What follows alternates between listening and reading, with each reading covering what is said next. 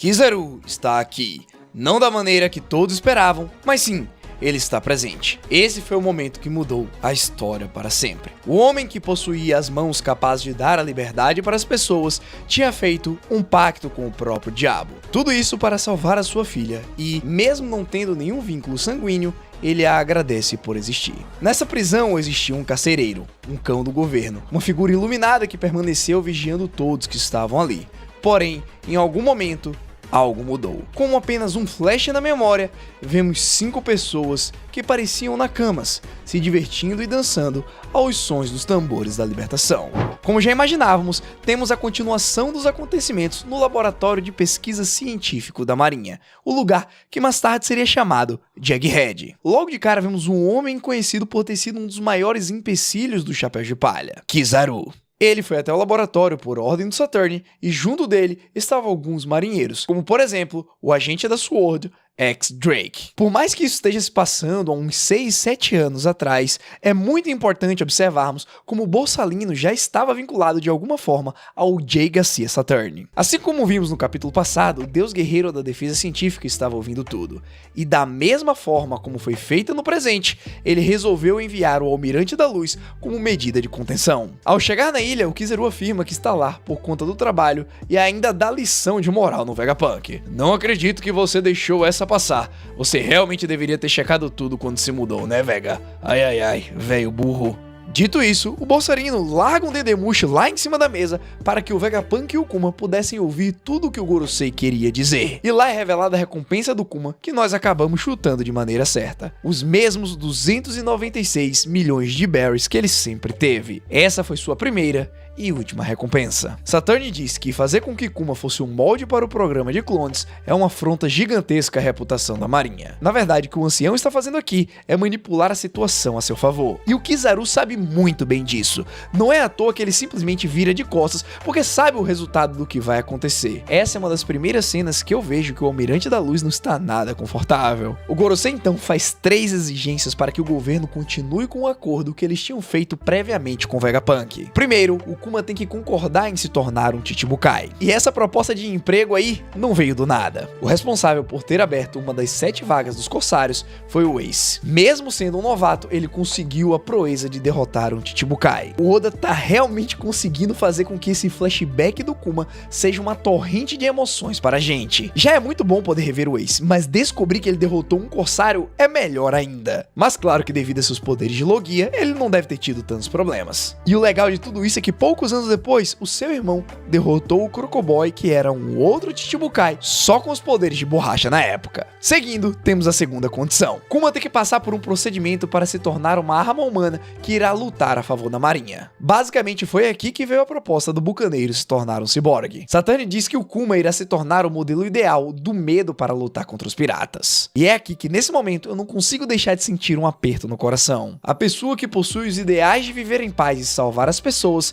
estava recebendo a proposta de se tornar uma arma de destruição, com o principal objetivo de infligir medo nos inimigos. O Kizaru até brinca dizendo que seria bom ter o Kuma do lado deles. Porém, Kuma é diferente. Ele não é igual aos outros piratas. Até porque ele é um bucaneiro e tem um certo passado com o exército revolucionário. Então, pensando nisso, o Saturn argumenta dizendo que precauções precisam ser tomadas para que Kuma jamais traia o governo. E graças a esse argumento em específico, surge a terceira exigência. Kuma vai precisar abrir mão da sua liberdade e da sua consciência. Observem bem esse quadro. A expressão da pessoa responsável por grande parte das catástrofes que vimos nas últimas semanas. Com seu rosto coberto em sombras, o Gorosei faz essa exigência sabendo que era checkmate. O que vemos a seguir é um Vegapunk cheio de raiva. Eu devo admitir que eu jamais imaginaria ver o cientista saindo do controle da maneira como aconteceu aqui, principalmente porque ele está afrontando um Gorosei. O tio Punk declara que tirar a humanidade de um ciborgue é a mesma coisa que matar a pessoa, pois afinal de contas não restaria nada além de apenas um robô. Em resposta a esse escândalo, Saturn diz que Vegapunk não tem direito de replicar e que se o Kuma realmente deseja salvar a filha dele, ele precisa aceitar as 3 condições. Afinal, é um preço baixo a se pagar e acima de tudo o governo não tem nenhuma obrigação de ajudar a Bonnie. Na sequência então, vemos Kuma com as mãos no rosto, com uma expressão pesada, parecendo que iria chorar. Porém, enquanto Vegapunk continuou discutindo com o ancião, o bucaneiro interrompeu e pediu por favor para que tudo fosse feito. E naquele lugar, sentado, se tremendo, ele começa a chorar. Não era um choro de tristeza ou de pesar, era um choro de alegria e de alívio. Sua expressão é a mais serena possível. Com essa expressão, Kuma revela que se sente muito agradecido e que aceita qualquer destino que lhe for imposto, contanto que a sua filha seja salva. Kuma parece tão puro nesse quadro que até mesmo o Vegapunk se emocionou. Em contrapartida, Kizaru apenas ficou muito desconfortável com a situação e abaixou seu chapéu. Mas realmente, essa pessoa é um verdadeiro símbolo da libertação. Ele está chorando de felicidade por ter achado a cura para sua filha,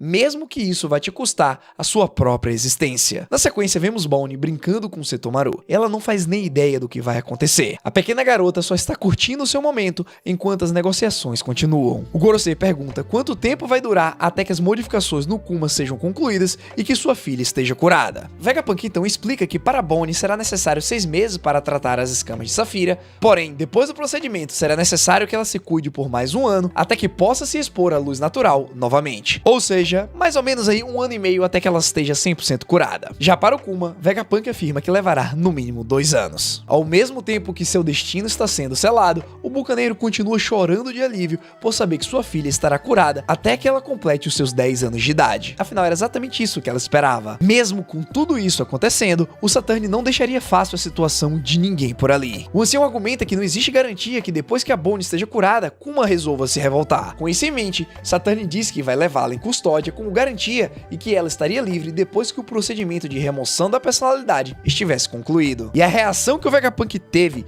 foi a mesma que eu tive quando eu li essas palavras. Ao concordar com isso, Kuma nunca mais conseguiria ver sua filha depois que ela estivesse curada. De fato, como eu disse anteriormente, acho que eu nunca vi o tio Punk tão alterado dessa maneira. Saturn então finaliza dizendo que qualquer contato entre o bucaneiro e sua filha está proibido e caso haja algum sinal de traição, ele irá se assegurar que Bonnie passe o resto da sua vida como escrava. Isso aí pegou na ferida do Kuma. De todos os inimigos que o Grande Urso já teve, a escravidão é o que mais lhe tira do sério. Afinal, ele nasceu sendo um escravo e lutou pela liberdade não só dele, como de várias pessoas. Saturn sabia o que estava fazendo. Todo esse jogo psicológico foi para colocar Kuma contra a parede e para que ele não tomasse nenhuma decisão que prejudicasse o governo. E no final, realmente deu certo. Pela cara do Kuma, ele sentiu o peso de tudo o que estava acontecendo e sabia que qualquer coisa que ele fizesse ia resultar em sua filha sendo uma escrava, algo que ele jamais se perdoaria. Então, pensando nisso, ele rapidamente aceita, mas faz um pedido. Ele solicita que Bonnie nunca saiba da verdade e que depois da cirurgia ela seja mandada para o reino de Sorbet. Assim ela poderia estar em um local conhecido ao invés de uma instalação cruel do governo. O ancião não vê nenhum problema em aceitar, afinal qualquer lugar serve, contanto que o governo consiga supervisionar. Mas agora parem e observem mais uma vez o Kizaru. Sua cabeça está baixa, sua expressão continua pesada. Mais uma vez, ele aparenta não estar confortável. Na sequência, Kuma conta as novidades para Bonnie. Ele disse que foi diagnosticado com uma doença e precisa fazer exames, e que para isso eles vão ficar pelo laboratório pelos próximos 6 meses. Claro que a pequena criança iria ficar feliz. Ela já havia passado um longo tempo longe do seu pai. Qualquer coisa que fizesse eles terem mais momentos juntos só iria lhe fazer sentir bem. No momento em que tudo ficou acertado, Stella mudou rapidamente. Ele começa a ficar doido, a escrever a uma velocidade absurda. As suas ideias começam a surgir e a empolgação toma conta dele. E é nesse momento que ele percebe que não tem tempo para parar e que seria muito bom que existissem mais 5 dele. Vocês sabem o que isso significa, certo? Provavelmente durante o projeto pacifista, ele notou que era muito importante que ele continuasse fazendo as coisas sem que precisasse ser interrompido. É daí que, junto com a pesquisa de clones, ele conseguiu separar suas emoções, criando assim os satélites que conhecemos muito bem. Então, vemos que pai e filha iniciam suas operações. E, enquanto o tempo passava, muitas coisas aconteceram. Bonnie continuou brincando com Sentomaru e até mesmo desenhou algo que será muito importante no final desse capítulo. Kuma e sua filha passaram por muitos momentos juntos. O bucaneiro ajudava em tudo que podia na ilha. Afinal, ele tinha uma força tão gigantesca que possivelmente ele conseguiria construir Egghead sozinho. Até que um dia um navio de suprimento chega. E essa é a parte do capítulo pra mim que foi impagável. No momento em que eu prestei atenção nessas próximas páginas, meu coração acelerou e lágrimas começaram a escorrer dos meus olhos. Depois de firmarem um acordo, um período de paz reina sobre eles. Parece que nada tinha acontecido. Nós vemos Vegapunk, Sentomaru, Bonnie, Kuma e Kizaru passando um tempo juntos. Eles estavam praticamente festejando e comendo. O Botzarino sempre foi um personagem que nunca foi bom em expressar o que está sentindo. Talvez ele esteja inclusive escondendo de maneira proposital, mas observem a sua expressão. Enquanto ele está macetando um pedaço de pizza, ele parece de certa forma confortável e alegre. Só que o quadro a seguir é o que fez realmente a minha respiração parar. Os 5 estavam festejando e dançando aos sons dos tambores da libertação. Eu até entendo o Vegapunk participar, mas o Kizaru, por essa ninguém esperava. No capítulo 253, durante o arco de Skypiea, nós vimos os Chapéus de Palha dançando e festejando junto do povo de Xandia. Lá, as silhuetas deles se mexiam ao som dos mesmos tambores da libertação que estamos vendo agora. Nesse momento, nós vemos companheiros, amigos se divertindo em um momento que representa a liberdade, a pura alegria que é constituída da esperança que Nika representa. Da mesma forma que vimos os Chapéus de Palha lá em Skypiea, os 5 estão em sintonia enquanto dançam. E isso é muito interessante. Desde que o Saturn deu a ordem de matar o Vegapunk, o Kizaru não estava sendo ele mesmo. Em nenhum momento pareceu que ele estava realmente levando sua missão a sério. Ele nem sequer chegou a lutar a sério contra o Luffy. O Almirante errou todos os seus ataques e no final chegou a ser nocauteado com apenas uma habilidade. Poderíamos ter aqui a possibilidade do Kizaru ter ido de encontro às ordens do ancião. Por possuir uma justiça duvidosa, ele não sabe onde sua lealdade deve residir. Então o comportamento preguiçoso que ele aparenta ter está totalmente relacionado a ele não ter certeza do que deve fazer, mas faz por obrigação. Botzarino dançando aos sons de Nika abre uma quantidade imensa de novas possibilidades, como por exemplo, ao se lembrar dos momentos em que ele passou no laboratório, ele pode mudar de lado quando a Bonnie estiver prestes a ser morta, ganhando tempo assim para que Kuma chegue à ilha. No final então, Kizaru não seria a luz responsável por cegar o Luffy, impedindo-o de conquistar os seus sonhos. Na verdade, ele seria a luz emanada pelo sol, a luz que iluminaria o caminho escuro e tenebroso que os Chapéus de Palha precisam passar. E só em pensar que tudo isso é possível a partir de agora, graças a esse quadro. Ai ai, Oda, por que você faz isso com a gente? 6 meses se passam em um piscar de olhos. Vegapunk então diz que eles tiveram um bom progresso e que depois de um ano de reabilitação, Bonnie estará curada. Ela estava tão grata com a situação que deixou até escapar um momento de fofura. Bonnie pergunta pro tio Punk se depois que ela estivesse curada, ela poderia visitar. Eu já começo até a sentir um aperto no coração a partir daqui, porque todo mundo concordou em não contar nada pra ela. Ou seja, a menina apenas estava sonhando com o dia que todos poderão ser felizes e que ela poderá sair por aí se divertindo. De volta ao reino de Sorbet, Bonnie já chega dizendo para todos sobre como ela estaria curada em um ano. Claro que todo mundo fica super feliz e empolgado. Até que a rainha Konen chega na igreja e diz que está tudo bem, que a partir daquele momento todos cuidariam da pequena. Kuma pega sua filha no colo e diz que não voltará tão cedo, mas que escreverá cartas e diz que da próxima vez que se encontrarem, eles navegarão pelo mar juntos. Afinal, essa é a promessa que os dois fizeram quando Bonnie era mais nova. Sempre foi o sonho dela conhecer todos os lugares possíveis. Mesmo dizendo isso em voz alta, Kuma pensa consigo mesmo que realmente seria bom caso isso pudesse acontecer. E prestem atenção que mesmo a sua vida estando prestes a acabar, ele não demonstra um sinal de arrependimento. Sua filha está curada e é isso que importa, mas claro que eu não consigo deixar de sentir pena dos dois, porque já sabemos como tudo vai acabar. Realmente, eles não tiveram a oportunidade de viajar juntos. E o ódio que a Bonnie tinha do Vegapunk agora é realmente explicado. Afinal de contas, ela nunca soube de nada. É realmente bem plausível que ela pensasse que o cientista tinha transformado o pai dela em uma máquina sem consciência. No meio da despedida dos dois, aparece uma pessoa. Uma bela mulher que é apresentada como um agente da CP8. Arfa. Ela diz que foi designada por um médico para cuidar da Bonnie e que vai garantir que ela se recupere. E a partir daquele momento, ninguém pode se aproximar da criança sem uma identificação. A parada tá ficando tão séria que na frente da igreja tá sendo construída um posto de observação e um muro para que ninguém consiga entrar sem ser notado. Se bem que, se o Kuma quisesse, ele simplesmente poderia voar para dentro da igreja, pegar a sua filha e sair voando de novo. Não ia ser um murinho desse que iria impedi-lo. Arfa então vira para Kuma e faz com que o bucaneiro entenda o que ele tem que fazer e o que significa se ele resolvesse voltar. Antes de partir então, temos mais um daqueles grandes momentos do Kuma. Com um sorriso largo e uma expressão leve, ele olha para sua filha e simplesmente agradece por ela ter nascido. Dentro dessas palavras estava uma gratidão que poucos conseguem sentir. A última vez que os dois se viram. O cara é tão intenso que até mesmo o seu adeus fez com que uma lágrima escorresse do meu olho. Depois disso, uma grande notícia saiu no jornal. Bartolomeu Kuma tinha se tornado tornado um Chichibukai e todos os cantos do mundo estavam agitados. Doflamingo então se divertiu com a ideia de ter um outro vilão fazendo parte do mesmo esquema que ele. Provavelmente por apenas possuir o título de tirano, Doff deve ter imaginado que Kuma tinha feito com Sorbet o que ele estava fazendo com Dressrosa. Crocodile não estava nem aí para a notícia, mas foi muito bom poder ver a Robin mais nova com seu traje clássico de Miss All Sunday. Mihawk apenas encarou o jornal com uma expressão pesada, enquanto ao fundo alguma coisa pegava fogo. A Alvida apareceu no meio de todos esses Chichibukais, o que realmente não faz sentido se você olhar rapidamente. Mas então, se pararmos para analisar o que ela estava dizendo, aí começamos a entender que isso pode ser uma mensagem oculta do próprio Oda. Ela diz que o Kuma parece tão grande quanto o Barba Branca. Ou seja, pode ser que talvez, apenas talvez, isso seja a maneira do Oda expressar que o Barba Branca poderia também ser um bucaneiro, assim como Kuma. No próximo painel vemos exatamente ele, Edward Newgate com Ace em primeiro plano, e lá atrás estavam Jinbe, Marco e Teach. Ah, cara, como eu tenho uma sensação boa, é muito legal a gente poder ver o Ace mais jovem e ainda mais tirando sarro da situação na qual ele foi o responsável. Afinal de contas, essa vaga de corsário não estaria livre se ele mesmo não tivesse derrotado a pessoa, que por sinal eu estou muito curioso para saber quem é. E é interessante ver como todos ali eram muito próximos, até mesmo o Barba Negra parecia um leal pirata da tripulação do Barba Branca. Jinbe, que estava com o jornal na mão,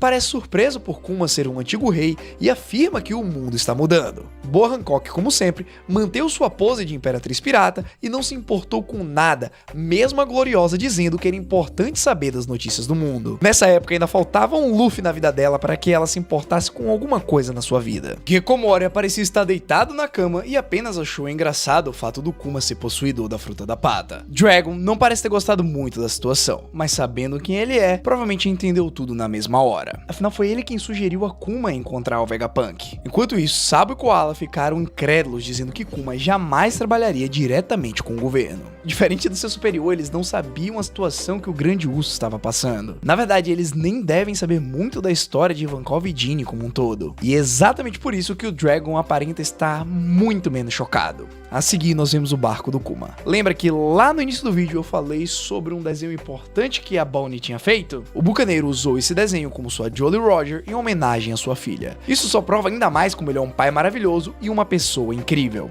Ele sempre prestou atenção nos detalhes. A seguir, vemos Kuma escrevendo uma carta para Bonnie, contando como estava sendo sua aventura, mas claro que isso não passava de mentiras. Enquanto ele dizia que estava buscando lugares interessantes para irem juntos quando ela fizesse 10 anos, na verdade ele estava em missão realizando alguma coisa para o governo mundial. E por incrível que pareça, ele estava chegando em um lugar que conhecemos muito bem, Reino de Goa, lá na Ilha Fuchsia. E para chamar ainda mais atenção, vemos o jovem Luffy poucos anos antes da sua aventura começar. Naquele momento ele estava se divertindo porque tinha irritado um tigre.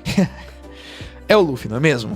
Agora uma pergunta, o que será que o Kuma foi fazer lá na terra natal do Luffy? Será que mesmo antes de tudo começar, o Grande Urso já tinha algum vínculo com o nosso protagonista? E se ele recebeu a ordem do governo mundial para eliminar o Luffy? Afinal, a essa altura, os Gorosei já sabiam que Shanks tinha roubado a fruta de Nika e que Luffy a tinha comido. Mandar executá-lo parece até uma ideia plausível. Só que o Kuma que estamos vendo ainda possui boa parte da sua personalidade, uma vez que permaneceu escrevendo cartas. Ou seja, mesmo que ele tenha recebido essas ordens, ele pode não ter executado. Afinal, ele percebeu que a pessoa em questão era o filho do Dragon, do seu amigo, a pessoa que foi responsável por propor que ele fosse atrás do Vegapunk. Graças ao Dragon, a vida de Kuma mudou e ele pôde salvar a Bonnie. Kuma sempre foi fiel a seu amigo. Ele jamais mataria o seu filho, caso, claro, ele ainda tivesse sua consciência. Então agora, uma nova parte do flashback começa. Pois é, ele ainda não acabou. Ainda existem algumas coisas que o Oda gostaria de nos mostrar. Coisas que provavelmente serão importantes para desvendar os mistérios do mundo. Contudo, eu tenho uma notícia importante para você. Semana que vem não teremos pausa e provavelmente o capítulo 1101 seja ainda mais revelador. Mas eu posso ser sincero com vocês? Eu já imaginei e pensei muitas coisas em relação ao One Piece. Mas ver o Kizaru dançando aos sons dos tambores da libertação de Nika,